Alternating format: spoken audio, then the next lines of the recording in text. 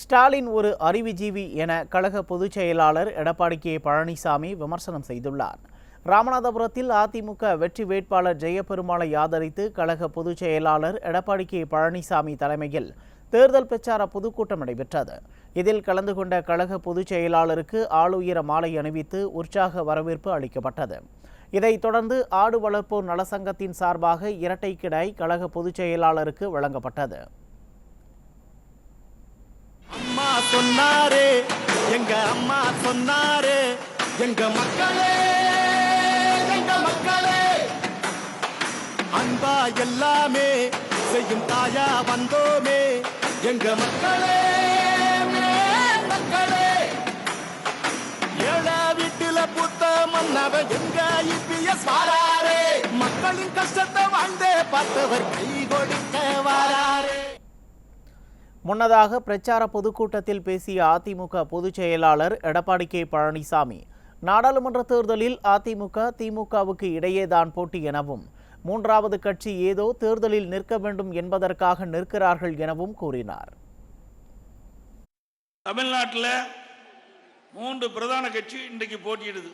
அது 2 கட்சிக்கு தான் போட்டி. ஒரு கட்சி ஏதோ தேர்தல் நிற்பதற்காக நிற்கிறாங்க. 2 கட்சின்னு உங்களுக்கு எந்த கட்சின்னு தெரியும். ஒன்று அண்ணா திமுக, மற்றொன்று திமுக. இந்த 2 கட்சி தான் போட்டி. அதுல முதலிடத்தில் இருப்பது அண்ணா திமுக. எப்பொழுதுமே மக்களை பற்றி சிந்திக்கக்கூடிய கட்சி அண்ணா திமுக கட்சி. எப்பொழுதுமே வீட்டு மக்களை பற்றி சிந்திக்கக்கூடிய கட்சி திமுக கட்சி. ஆகவே விவசாயிகள் படுகின்ற துன்பம் களையப்பட வேண்டும். இந்த வறட்சியான மாவட்டத்தை பசுமையான மாவட்டமாக மாற்ற வேண்டும் என்பதற்காக 14,000 கோடி ரூபாய் மாநில நிதியில் இருந்து, மத்திய நிதியில இல்ல, மாநில நிதியில் இருந்து ஒரு திட்டத்திற்கு நிதி ஒதுக்கீடு செஞ்சு காவிரி குண்டாறு திட்டம் அண்ணா திமுக ஆட்சியில் கொண்டு வந்தோம். நான் முதலமைச்சராக போது கொண்டு வந்தேன். அதிமுக கொண்டு வந்த திட்டங்களை அரசியல் காழ்ப்புணர்ச்சி காரணமாக தான் விடியா திமுக அரசு முடக்கிவிட்டது என கழக பொதுச் செயலாளர் எடப்பாடி கே பழனிசாமி குற்றம் சாட்டினார். இதில் அரசியல் செய்யலாமா? அரசியல் காழ்ப்புணர்ச்சி இருக்கலாமா? ஒரு அரசாங்கம் மாறி வந்தா, நல்ல பல திட்டங்களாக இருந்தால், அது மக்களுக்கு நன்மை பயக்க திட்டமாக இருந்தால், அதை தொடர்ந்து செயல்படுத்தினால் அது ஒரு நல்ல அரசாங்கமாக இருக்கும். அது ஒரு நல்ல முதலமைச்சராக பார்ப்பார்கள். ஆனால் வேண்டுமென்றே திட்டமிட்டு கடினப்பட்டு அனைத்து இந்திய அண்ணா திராவிட முன்னேற்ற கழக அரசு இருக்கின்ற பொழுது இந்த பிரம்மாண்டமான திட்டத்தை கொண்டு வந்த அதை தடுத்து நிறுத்துகிறீர்களே, அதற்கெல்லாம் இந்த தேர்தலில் நீங்கள் தகுந்த பதிலடி கொடுக்க வேண்டும். முல்லை பெரியார் அணையிலிருந்து தான் வைகைக்கு தண்ணீர் வருகிறது. வைகை அணையிலிருந்து தான் இங்கே உங்களுக்கு வைகை டேம்ல தான் இந்த பகுதிக்கு தண்ணீர் வருகிறது. ஆகவே இது விவசாய பெருடி மக்கள் நிறைந்த பகுதியாக இருக்கின்ற காரணத்தினாலே உங்களுக்கு கிடைக்க வேண்டிய நீர் கிடைக்க வேண்டும் என்பதற்காக சட்ட போராட்டம் நடத்திய அரசாங்கம் அதிமுக அரசாங்கம். திரு ஸ்டாலின் அவர்களே, ஆரம்பத்திலிருந்து இன்று வரை இந்த கச்சத்தீவை மீட்பதற்கு, இந்தியாவுடன் இணைப்பதற்கு தொடர்ந்து போராடி வருகின்ற ஒரே கட்சி அனைத்து இந்திய அண்ணா திராவிட முன்னேற்ற கட்சி. திரு ஸ்டாலின் அவர்களே, திமுகவும் இல்ல, காங்கிரசும் இல்ல, 2ம் கச்சத்தீவை இலங்கைக்கு தாரை வார்த்த கொடுத்த கட்சி காங்கிரசும் திமுகவும். இன்றைக்கு 10 ஆண்டு காலம் மீனவர்கள் படுகின்ற துன்பத்தை கண்டு காணாமல் இருந்த கட்சி பாரதிய ஜனதா கட்சி. இதுவரை எந்த ஒரு கட்சியும் 3 நாடாளுமன்ற வேட்பாளரை நாடாளுமன்ற கட்சிக்காக நிறுத்தப்பட்டது கிடையாது.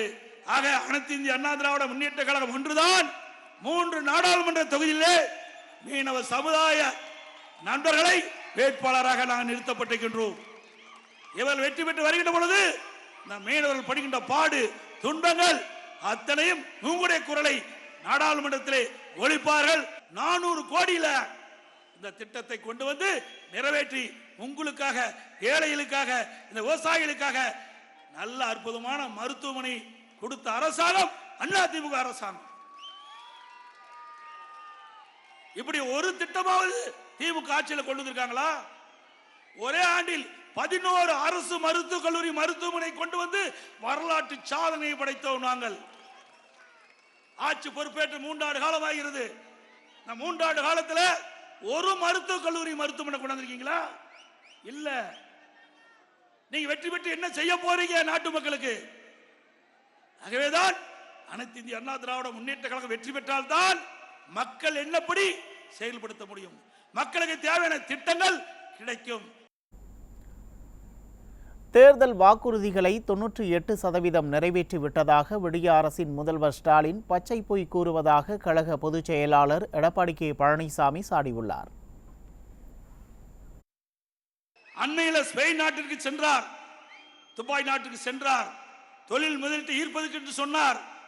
தொழில் முதலீட்டு ஈர்க்கல்ல, ஏற்கனவே 30,000 கோடி உருண்டு விரண்டு கொண்டிருக்கின்றது, தடுமாறி கொண்டிருக்கிறது 30,000 கோடி. அதை முதலீடு செய்ய போயிருக்கிறார் என்று மக்கள் சந்தேகப்படுகிறார்கள். மூச்சுக்கு 300 தடவை திரு ஸ்டாலின் பேசுறார். திராவிட முன்னேற்ற கழகத்துடைய தேர்தல் அறிக்கை 98% நிறைவேற்றப்பட்டதுன்னு. அப்புறம் எதுக்கு இதை ரத்து பண்ணீங்க? இன்னைக்கு அனைத்து இந்திய அண்ணா திராவிட முன்னேற்ற கழக ஆட்சி அம்மா இருக்கின்ற பொழுது தாலிக்கு தங்கம் திட்டத்தை கொண்டு வந்து ஏழை குடும்பத்தில் பிறந்த பெண்களுக்கு திருமணம் ஆகின்ற பொழுது ஒரு சவரன் ஒரு பவன் இன்னைக்கு 52,000 ரூபாய்க்கு விற்கிதுங்க. 52,000 ரூபாய் மதிப்புள்ள தங்கத்தை தாலிக்கு கொடுத்த ஒரே அரசாங்கம் இந்தியாவில் அதிமுக அரசாங்கம் தான். 7.5% உள் இடஒதுக்கீடை கொண்டு சட்டம் இயற்றப்பட்டு அமுல்படுத்தப்பட்டு இன்றைய தினம் ஏழை எளிய குடும்பத்தில் பிறந்த அரசு பள்ளியை படித்த மாணவ செல்வங்கள் 2160 பேர் MBBS படிக்கிறாங்க, பல் மருத்துவரா படிக்கிறாங்க. இதுதான் திரு ஸ்டாலின் சாதனை. திரு ஸ்டாலின் அவர் அறிவுஜீவி மாதிரி பேசுறாரு. ஏதோ எடப்பாடி பழனிசாமி அங்கங்க அவதூறா பேசிட்டு இருக்காரு, அவருக்கு ஒண்ணுமே கிடையாதுங்கிறாரு. அறிவுஜீவியே எப்படி பேசுறாருன்னு நம்ம எல்இடியில பாருங்க, எப்படியெல்லாம் பேசுறாரு பாருங்க. தப்பு தப்பா பேசிவிட்டு நம்ம பற்றி குறை சொல்றாரு. ஸ்டாலின் அவர்களே, உங்களை விட எங்களுக்கு சற்று அறிவு அதிகம் என்பதை இந்த வீடியோ மூலமா மக்கள் தெரிஞ்சிட்டா சரி.